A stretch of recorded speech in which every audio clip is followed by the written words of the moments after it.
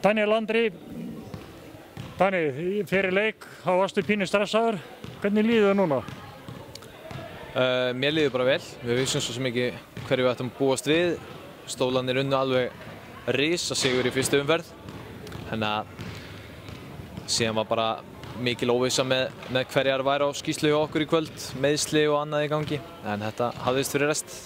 Matti geggjuðu hvernig 25 frákast og einhver 14 eða 16 stig og Emma, hún sýndi enn og aftur að þetta var engin slembilukka í síðasta leik hjá henni.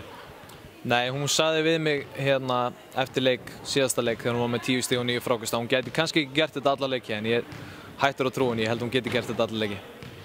Þannig það er rosalega sterkt að sjá stelpur eins og Vöku og fleiri sem trúlega spila sína fyrstu meistaraflokksleiki. Það er sterkt. Já, Vaka reyndar náði að spila 40 sekúndur í fyrra áður en að KKÍ gerði hana ólöglega af sökum ungs aldurs. En jú, þetta var bara gífurlega gaman. Gaman að vinna stórt og geta þá leyft öðrum leikmönnum að fá sín fyrstu tækifæri. En áttirðu von á svona stórum sigri? Nei, ég vissi ekki hverju ég ætti von á. Hver var grunnurinn af þessu?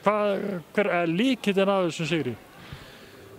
Við náðum ekki beint að hlaupa okkar sókn í síðasta leik. Það er svona, fórum að sjá kannski aðeins meira af okkar leik í kvöld og sérstaklega í öðrum leikluta þegar við komumst þarna 20 stigum yfir eða tæpum 20 að þá fór mann að líða betur við fórum að spila eins og við kunnum best. Liðsheildin er sterk. Hún er mjög sterk, mjög góð í ár og verður bara betri með deginum. Hlakka til næsta leikjar.